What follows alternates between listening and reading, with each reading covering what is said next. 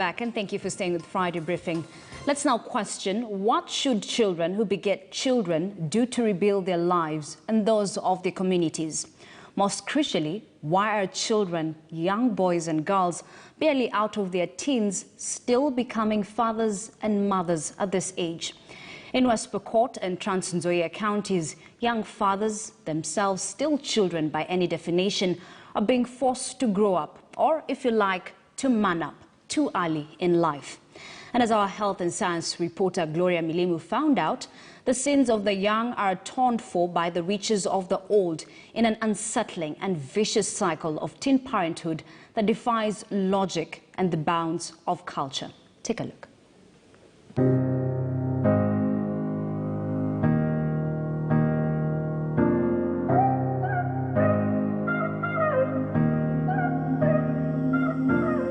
My parents, kwanza, their reactions haikuwa poa. Waliniambia I'm taking it too fast.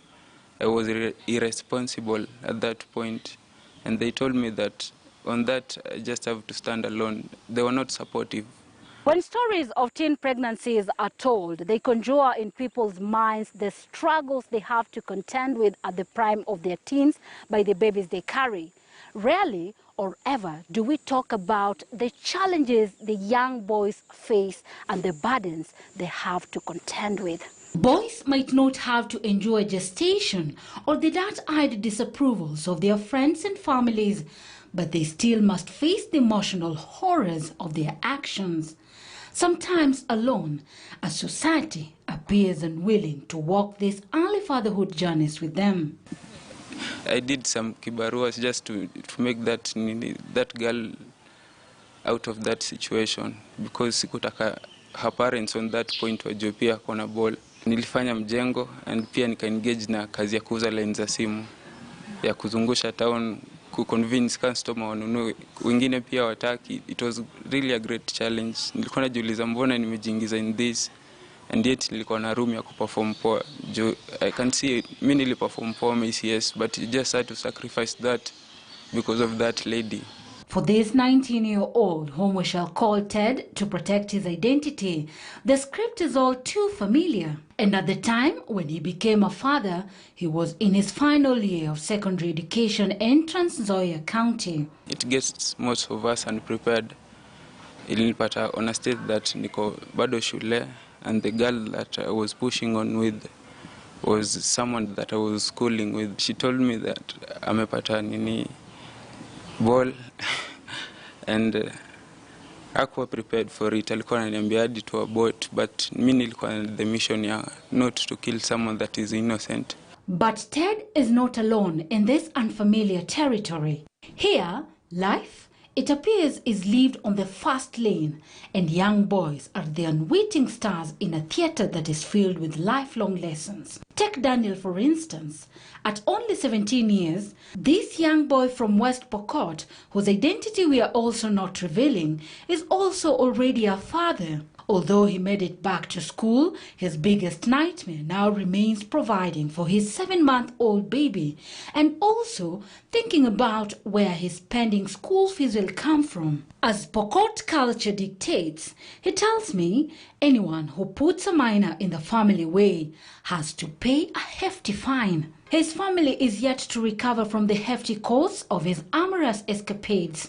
It is a bit disturbing that while the boys go out to sow their wild oats, their families end up the unwilling payers of penance. It is a tradition meant to tether the young ones, but which has become too punitive for parents and the community.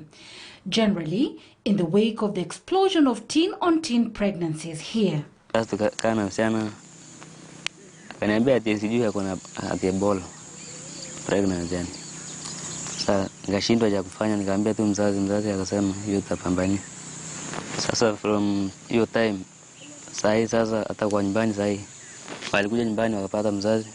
Nikamwambia mzazi jana yako ameharibu mtoto wetu. Sasa itabidi tumechukua fine. Afagia kila kitu kwa nyumbani. Sasa sisi tuko tu.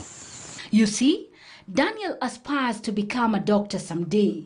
But what now stands between his career aspiration and ability to lead a normal life, just like his peers, is the big shoes he has to wear as a father to his son. Here in the rural sprawl of Kacheliba, West Pokot County, where life is lived in its simplest, rawest form, a 15-year-old, whom we shall call Joshua, spends his days figuring out what will become of him, his 2 babies and their 2 mothers. At only 13 years, Joshua had already become a father. Aligonjeka tu na wakapeleka hospitali wakasema ati wako na mimba. Sasa hiyo siku ya sasa tu unajua tu hapa tu lazima watu hapa ni lazima ng'ombe ndio inaongea. In a way, his early fatherhood is a metaphor for the responsibilities he unwittingly burdened himself with. But like the young warrior he is taking it in his stride. Ilibidi nikubali.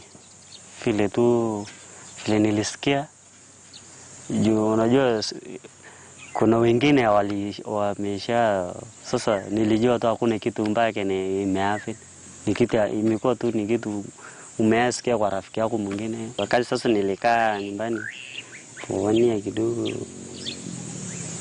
kuna msichana pia alikuwa jirani yetu tu tukakuwa tu pia hivyo na akapanjika mimba pia. Huyo wanashindania karibu mwaka mmoja pia na hiyo mtoto. Sasa hiyo kabisa ndio ilifanya maisha ikakuwa ngumu sana. Maybe the gravity of the matter has not yet dawned on him, or maybe it is too early for him to understand the uncertainty of the mountains he will need to climb soon. Kwa sasa imekuwa ni kawaida. Juu unaweza sikia sasa msichana anani mpata mimba ama kijana nani amepatia msichana nani mimba. Sasa imekuwa tu sasa wasichana wote wenye wako karibu wako shule katikati wako na watoto wote. Juni kila mtu amepata mimba akiwa mdogo. The father of 2 tells me that life has never been the same since the arrival of his 2 children. While his peers are busy in school, learning the basics of education and readying themselves for peculiarities of life, Joshua's early fatherhood has forced him to see life through the lens of an adult. Sasa kenye ilinifanya tu pia nikatae shule ni ile tu wasasi ya msichana. Alisema hatutashika mtoto wako, utakuja kuangana mtoto wako. Sasa ilinifanya pia wasasi pia na wakataka ng'ombe ya mtoto. Sasa ndio ilinifanya nikakaa nyumbani. Aliyote ilienda kwa hao wasichana wenye niliwapea mimba. Sasa wasasi wakasema pia tabidi ukae nyumbani juu sasa tutakusomeshea nini na kila kitu hao wasasi hao wasichana wamechukua. Although he lives with his parents and the 2 sons, he is now forced to work as a border rider in order to fend for them. Young boys like Daniel, Ted and Joshua continue to endure emotional horrors due to lack of information on sexual health that continues to expose them to risks. Issues of sexuality is a taboo. Where these young people get information is from their friends, whereby this information might not be even the correct information. So as per now, there is no that good relationship between parents and their children. For instance, 3 out of every 10 girls in West Pokot County were pregnant in the year 2020. Around 5,000 girls from the county got pregnant during that year, a number the county says is equivalent to the total number of teen deaths in the county. Despite challenges of COVID, as you know, all the teenagers, the adolescents, they were within the homestead, and also they are loitering around within the community, the village. The situation is not different either in the neighboring county of Nzoia, where the incidence of teen pregnancies has reached alarming levels. We are way above the national levels. According to the previous report of KHA's 2014, we were at 22.3%. But if we look at our DHIS report, we are way above that, because at the end of the last financial year, we were at 38.5%, so which means we are not doing so well. Experts blame this perennial problem on lack of prioritization of sexual and reproductive health advocacy in counties. Most counties do not have a budget to facilitate these crucial services, and without money to stem the vice, the boys and girls are on their own, left to learn the lessons of life the hard way. We don't have yet program-based budget allocation from our county side. So it's becoming very complex for us also to plan specific activities for the youth and to be supported by the county government. Young people still have challenges accessing sexual and reproductive health services in the country, as most counties do not have youth-friendly facilities. Time ya kwenda hospitali, wazazi huwa wako huko, wanaleta watoto wao. Sasa wakikuona ukielekea huko, sasa ndio wataenda kutangaza. Sasa hiyo italeta jina mbaya.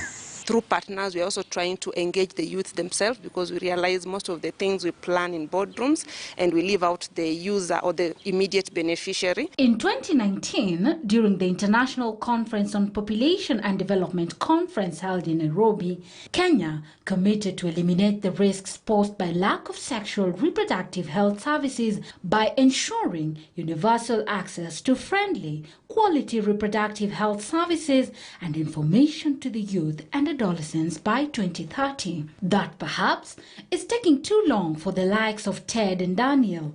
Yet it is clear that the young of this country are not waiting. The riot of hormones has refused to wait for funding to calm it down. Maybe it is biology at play. Maybe this is the outcome of poor planning and little advocacy on sexual reproductive health. Whatever it is, Ted, Joshua and Daniel are paying the price. Gloria Milemo, KTN News.